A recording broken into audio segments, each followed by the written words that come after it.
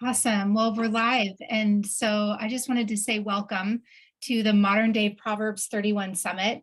I don't know about you, but I've just been getting so much value out of hearing from women from around the world who are doing many things at home and in their communities and in their churches, and thriving in all areas of life. And so today I have a special honor to have Janine Engelbreit here with us. And so Janine is such a source of life and light in my life and in the lives of so many others. And so just a little bit about Janine. She's going to share about what she loves to do in her heart and passion. But Janine has three beautiful girls, and she's the wife to an amazing husband. And I know that she loves Jesus with all of her heart.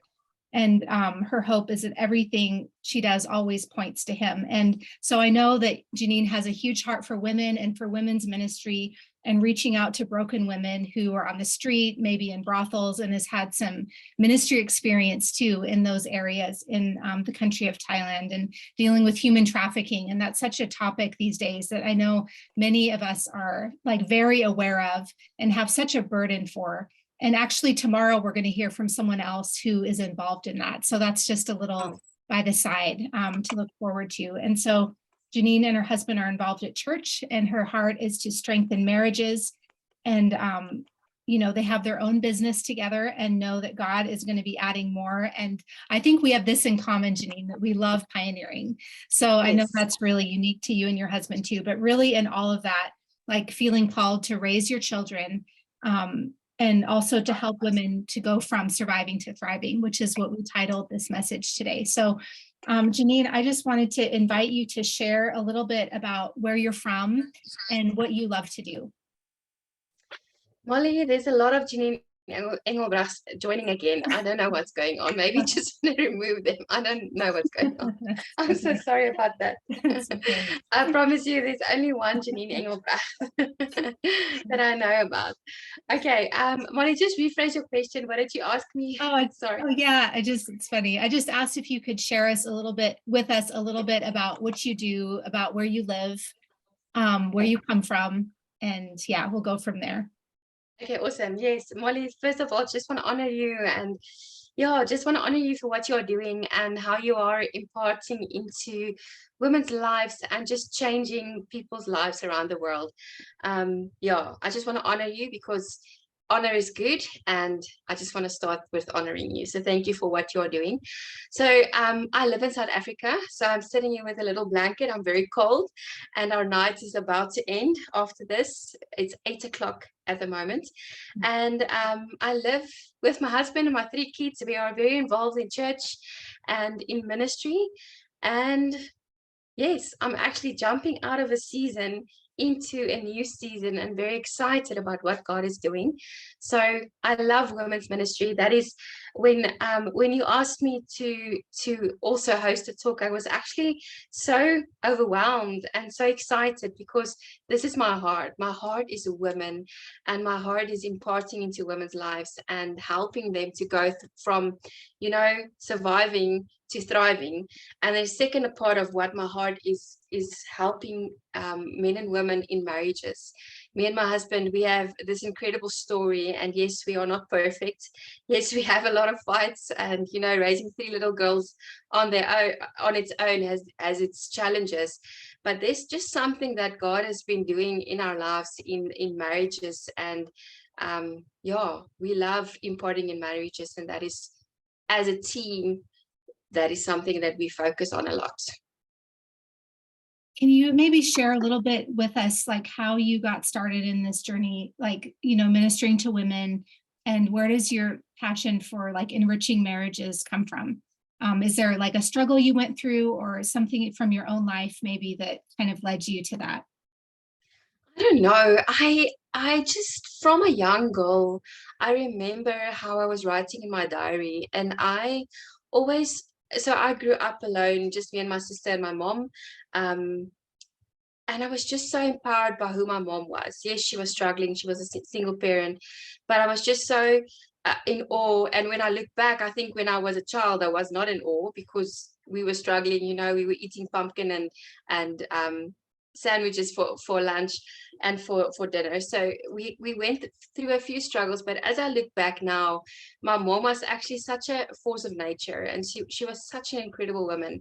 And I think just who she was and how she wanted to, help people live better, even though she didn't have it all, that just empowered me. And I think I've just always had this inclination to women. I get excited when a bunch of women come together. I get excited when we are at church in a women's ministry evening, or even on this call with a bunch of women. I get so excited because I don't think that women realize what their power is and where their strength lies. And I also had to go through a journey in my life, growing up as a young girl in ministry, and I've always have just been in ministry. And I never thought that God would give me 3 girls. I thought he would maybe give me 1 girl and then boys. And I really think that God is using my voice to empower and to raise up a new generation in women, and trying my best to do that with my own goals. And with marriage, I've always believed in marriage, always. Even though I come out of a divorced house, and my mom, yeah, she was married, I think 3 times. Um, I always believed in marriage, and I always believed, I don't know why, but I always believed that there's one person out there for you and your soulmate, and you two can just do life together. And then when I can't remember how old I was, but I was in my 20s, I said to God, I'm finished now. I don't want to date anymore. The next guy that I date, I know I'm going to marry. And over here, you can see me and my husband on our wedding day. And even our story and how we met is just such an incredible story. And I can't believe this is my life, because we fell in love actually on an outreach in Malawi. And, it's actually such a long story. Our testimony of how we got together and what God did with me before we got married. But in short, we fell in love very quickly. And in the same year, I think it was 6 months, we got married, and it just works. We know that's not for everyone, and we don't preach that, but we just love seeing how couples come together. The prophecy we had before we got married is that we are like an airplane. So when you get married, you become one, but you're one airplane, you're going in the same direction, but there's 2 wings. And the prophecy also said that I am one wing and he's one wing, and we're going to have our own things, but we're also going to come together and we're going to go forward. And I just love when marriage works, because when marriage works, the woman can blossom, the man can blossom, and the kids, if there's kids, can blossom. So we just have this heart for marriages. Even though both of us come out of a divorced family, we just know that marriage works. Yeah, I love that, Janine. That's really powerful. And I think today, like, we need that. We need to hear that, the hope that it can work, and that it does work, and that it was meant to work, and even just from both of you coming from broken homes, I think that is just adds even more fuel to that vision and that fire to see things redeemed and restored. So Yes. is there, like, when you think about, I love hearing stories of like faith and risk. And so I was wondering if there's anything that comes to mind when you stepped out in faith and you took a risk, and, God came through for you as a woman, and as a Proverbs 31 woman, because sometimes risks are also, they look different for everyone. It might be a season change. So is there anything that you want to share with us about that? How much time do you have? Because just that one question, I will keep you busy for an hour. I think my whole life, and I get teary-eyed when I think about this, because it's just God's provision. I am not scared. I'm not scared at all. I don't know why, but I'm scared of, things. But when it comes to faith, I'm not scared at all. I'm not scared to make change. I love change. So there's just so many testimonies, but the one that stands out was choosing my husband. Because from the beginning, when he started courting me, and I was just not into that. I just when you are young, you've got this list and you need to tick down the list. and he just didn't tick any boxes, And that's the one thing I would teach young girls, is to get rid of that list. And the only thing that should be on the top of that list is marry a husband and ask God for a husband that is teachable, because that can go to war with a husband like that. It doesn't matter what he looks like, or how much hair he has, or can he sing, or whatever the story might be. So he started courting me, and I was just not into that. And then in Malawi, there was a story before that, but in Malawi, we went to an outreach as leaders. So before Malawi, I went to him. I drove to his house, and I told him, you need to get over this, because we are leaders, and we can't continue. You can't continue, pursuing, courting me in Malawi. This is just not going to work. And he was just sitting on his couch and smiling at me and thinking to himself, oh, I know what's going to happen. You just wait.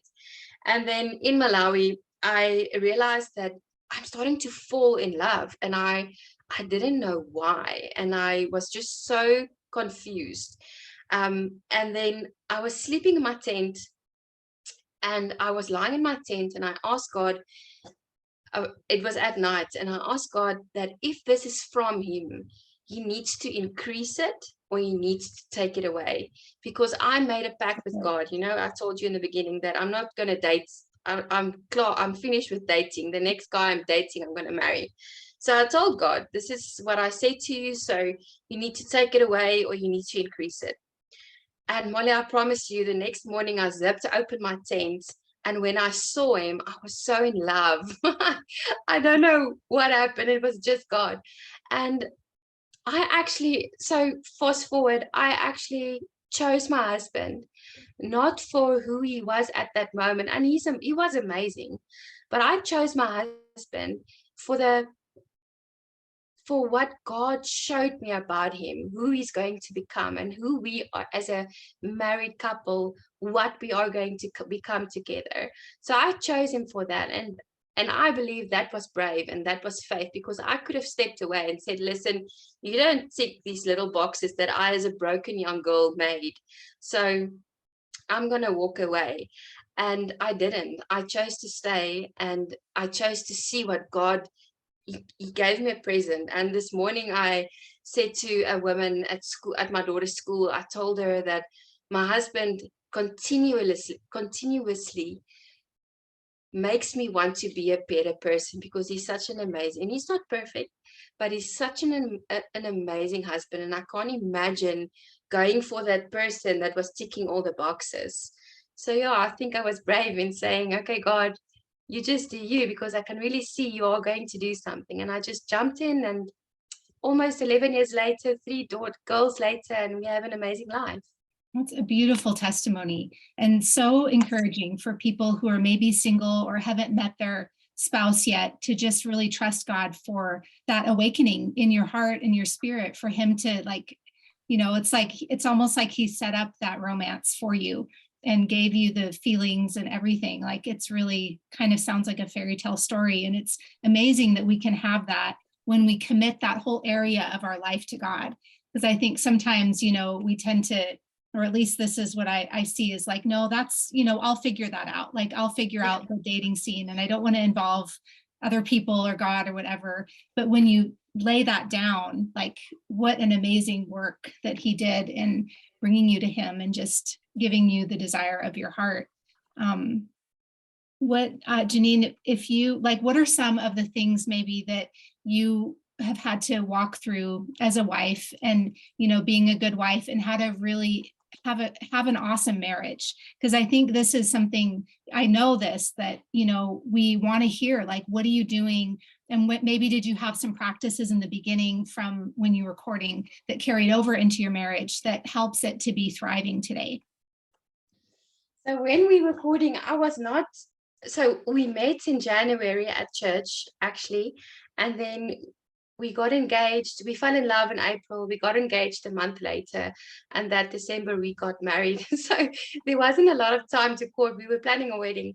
But the one thing that I learned, and actually my friend gave me this advice, is that when you get married, you shouldn't moan. And when women we get so over something, the light bulbs, or my husband's not like that. He always does things before I ask him. But I know the majority of women, we get so mad at our husbands, and we nag, and we want to see stuff happen around. And the one the best advice that I got from someone, and that I will always want to give to someone else, is that don't if you marry a man of God, and make sure you marry a man of God that is teachable. If you marry a man of God, then take it to the throne room, because he hears God's voice, and God will fight your fights for him. So that is one thing that I learned in my marriage, and I can really see that working. Yes, and sometimes I lose it a little bit, because I'm just a person. But the one thing that I've learned is, if there's something that I really need from my husband, if there's a season I feel, because in our marriage, I am more the visionary. I see where we are going. My husband also sees, but I'm very quick. I'm very quick to make a decision to go into a certain area. My husband takes the time. I always make a joke that he's like a sniper, wanting to hunt a buck. And I'm sitting next to him, and I'm just, pull the trigger, just pull the trigger. And he's just waiting for that perfect time to pull that trigger. And so the one thing in that waiting, when you see a season coming, it is so important not to nag your husband, not to tell him what he should or shouldn't do. Take it to the throne room. And that is exactly what I did. A year ago, I realized that there's so much more for my husband, and there's such a big word over his life, and God wants to expand him as a businessman, because that's the word continuously over his life, that he's going to be in business, and he's going to thrive in business. And a year ago in church, I was just sitting there with this feeling of, but what's the next step for you? I want to know, where are you going? And I said it to him once, and every now and again he would voice that he thinks there's a new season coming. But he was very, he didn't want to touch on it too much, because he knows me. If he says that, I'm going to ask him, okay, so wait, let's do this now. You can't just say stuff. And I was just praying for him, and I was encouraging him, and I was taking it to the throne room and telling God to speak to him, and to help him to make the best decision at the right time, because timing is so important. And the moment he pulled the trigger was the best time. His timing was perfect. And as a wife, as a woman, you sometimes think, okay, but I see this, I see where we're going, I see what is happening, but let's go. Let's get there. And sometimes you should just leave it in your husband's hand, and let him make that right decision, so that the right timing, he will make the decision, and God can just bless. And I believe that is where we are at the moment. And he made the decision in January, and we are really blessed. God is just, he opened up his own business, and yeah, God is just overflowing, and yeah, blessing us so much. Wow, that's beautiful, Janine. And just I guess the power in that, because as wives, there's like an order, there's a divine order, right, to our households. And it's there from God. And so when we submit to that divine order, like the freedom and the protection and the blessing that can come from that, there's actually no boundary to it. And so that's what I hear you talking about, is just trusting that, okay, well, God's given me this, this husband, and he's put me in this position, and he's going to work through his leadership. And even if it's not maybe as fast as you want or whatever, just trusting that the timing is in God's hands. So yeah, that's really that's amazing. Is there anything in this, like in kind of this depiction of Proverbs 31, any verse that really stands out for you, that has, maybe someone that you've had to kind of wrestle with, or something that when you read it, it's like, no, this is what I want to speak into? So I was thinking about that, because I knew you were going to ask me that. And and Proverbs 31 is just such a beautiful, yeah, it's a beautiful depiction of what a woman should be. And I will touch on it later, but a week ago, when you asked me, I told my husband, sometimes I don't feel like a Proverbs 31 woman. It's so difficult. I don't feel like that. And I knew I had this thing on my heart, and I know I love women and ministry, but sometimes I read Proverbs 31 and then I think, I'm not her. Mm. I see this lady that's got it all together, the hair perfect, um, dressed perfect, um, maybe doing some needlework or making jam. I don't know, women that make jam and that do stuff like that in the kitchen, and you make broth. Oh yeah, I think it's broth. People like that to me is just like amazing. And to me, that is like a Proverbs 31 woman. But I will touch on that later. But the one verse that really stands out to me and really talks to me, and I'm reading out of the Passion Translation, it's verse 25 that says, "Bold power and glorious majesty are wrapped around her as she laughs with joy over the latter days." Mm. And to me, that just stands out because no matter what you're going through, no matter where you are, he wraps you in his majesty. And if you have joy, you will laugh about the latter days, and you will laugh in the season when you are maybe struggling. You will have joy. And sometimes I think as women in the modern world, we are going through so many things, and we've been through we've been through a tough season. I think most people in the world has been through such a tough season, and you just don't see yourself as that woman.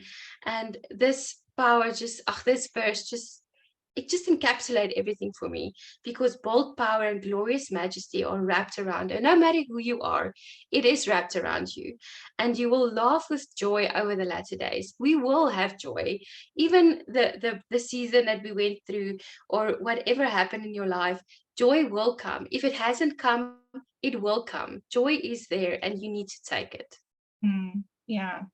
And sometimes we have to fight for it. I've had some conversations this last week with our home church about that.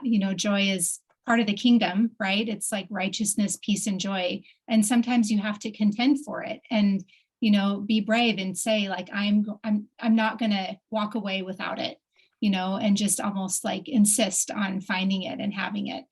So I think that's really good. Janine, do you have any like non-negotiables in your own life that help you to keep I don't know, just to keep going forward and dealing with, like, maybe I'm just thinking of like conflict in your marriage or decisions, or just time with the Lord, like any non-negotiables that you've made your own in keeping on this path?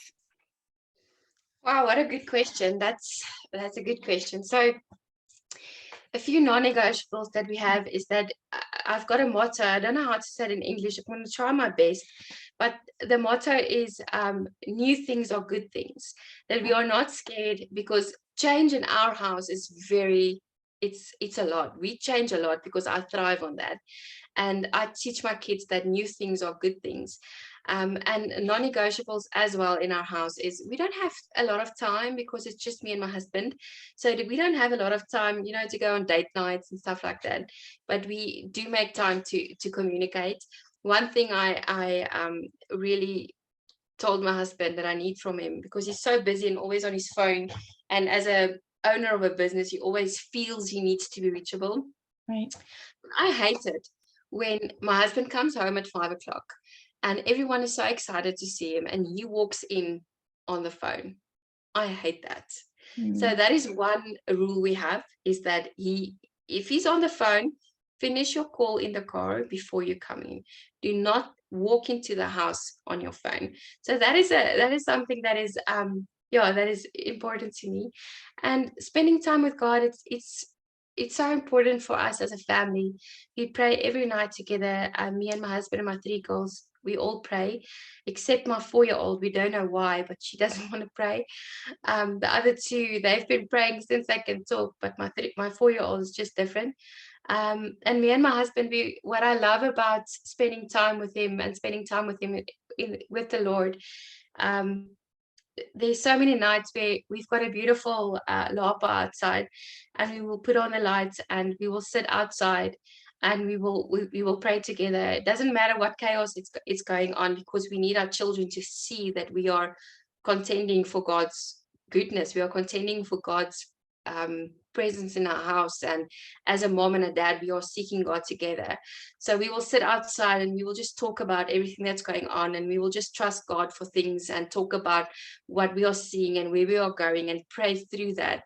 And even though the kids are going crazy and making noise, that's okay. We just go on. So Mm. yeah, that is important for us, for our kids to see that we love Jesus. Yeah. Well, in doing that, you're really, building up your family culture and, modeling that for your children. And that's awesome.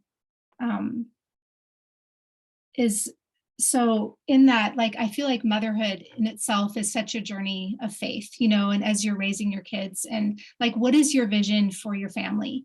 Have you guys ever talked about that and thought about it as a couple? Yeah, our vision as a family is to raise strong strong women that are not scared to be vulnerable as well, and not scared to voice what they are feeling. I've got a 9-year-old, 7-year-old, and 4-year-old, and they are so good with their words.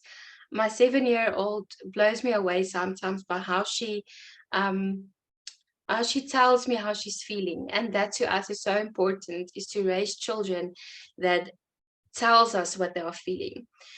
Also, what is important for us and the vision we have is,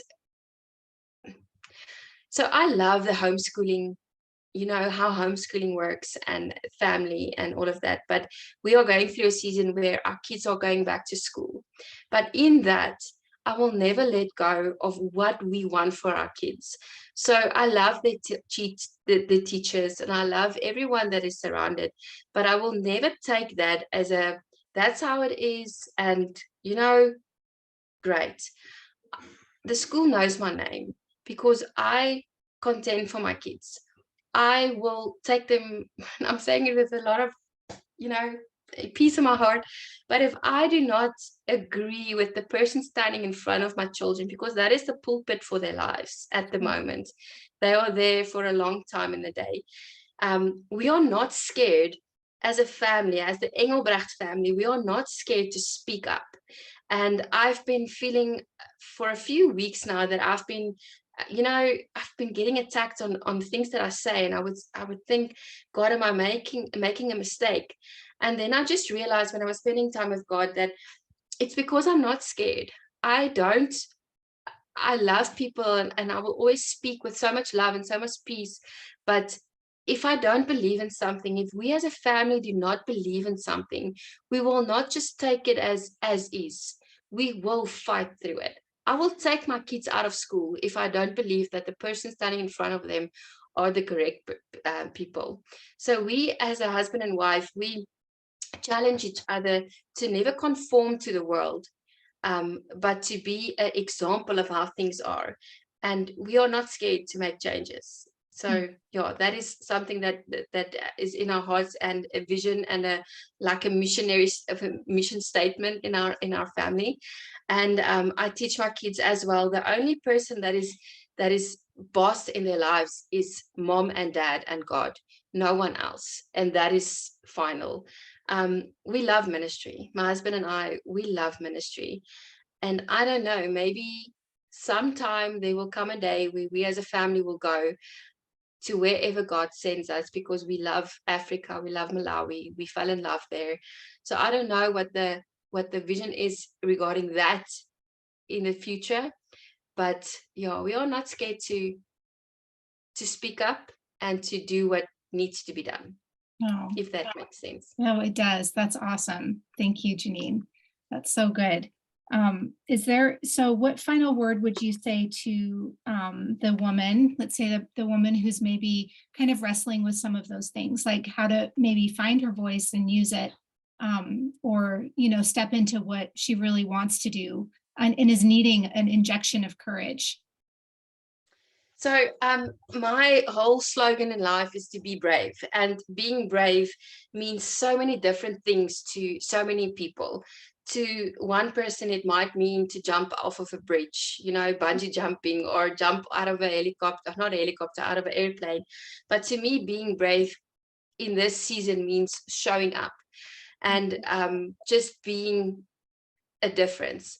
And the one thing I want to say, and I need to say this, is that the Proverbs 31 women can sometimes feel so far away, out of reach for some of the people watching, for some of the girls watching.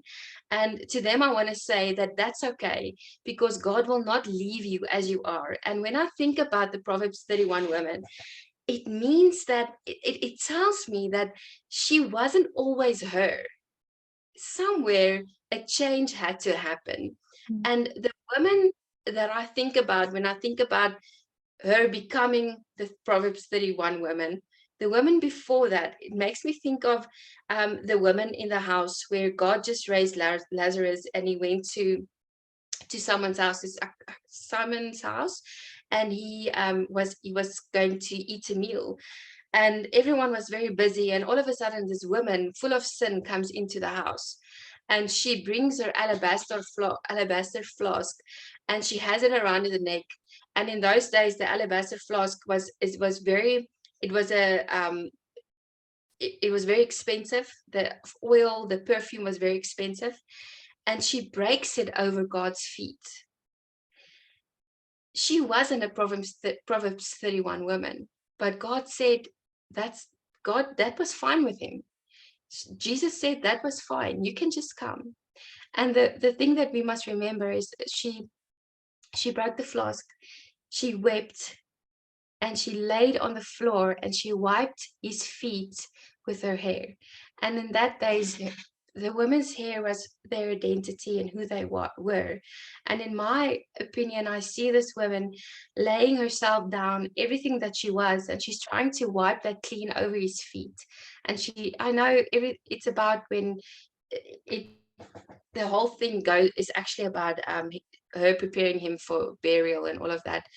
But I just see this woman full of sin, and everyone talking about her, and everyone thinking that she's crazy, and they were so mad that she broke this perfume over his feet, because they could have sold it and given it to the poor.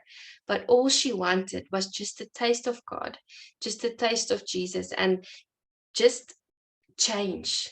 Someone to tell her that everything that she did, it's okay. If you don't feel like that Proverbs 31 woman, this woman, if we've all got that one girl we're thinking about. We're thinking, okay, if there's a Proverbs 31 woman in life, it must be her.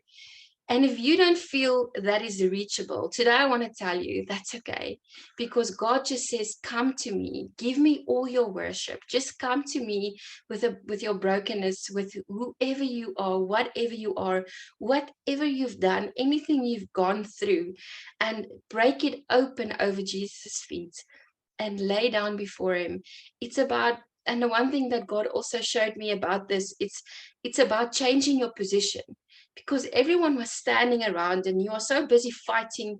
You know how to fight, you know how to do things, you think you know, and it might be in a position of standing, and you're so busy contending for things and trying to make sure everything in the house is good, and everything at school is good, and everything about breakfast is good, and everything about your husband is good. Everything is just good. But the only thing you should do in this moment is change your position, bow down, go to his feet, bring your whole brokenness, everything of who you are, and break it open over Jesus' feet. And in your worship, God will change you. Everything will be okay. He will renew you. He will restore you. And eventually, when you look into the mirror, you will see that Proverbs 31 woman, because she's in there. And it doesn't matter who you are, where you come from, she's in there. All you need to do is just go to God's feet, because he's waiting. Wow, a beautiful message, Janine. I'm going to take that to heart.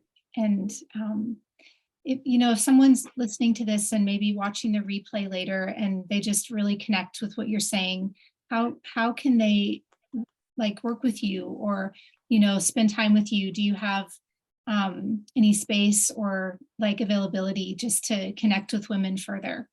And how would they Yes, find you? absolutely. Molly, I don't know. How can they find me? You can get me on Facebook. Yeah. I would love to spend time. I would love to pray with you. Um, I don't have a job at the moment. My job is ministry at the moment. So I would love to fill my days and yeah, to connect. That sounds good. Thank you so much for sharing your beautiful heart and just passion for women. And I know it just ministered to my own spirit. And I trust that everyone that's watching this is just going to feel so encouraged and empowered that you go to the feet of Jesus and changing your position. I think that's something I'm going to take away from this call. So thank you, Janine, for sharing who you are with us. Oh, thank you, Molly. I appreciate it. And thank you for trusting me with this platform. Yeah, absolutely. This was a lot of fun. Okay. We'll Sure chat with you was. later. Okay, Molly, be Okay. blessed. Okay.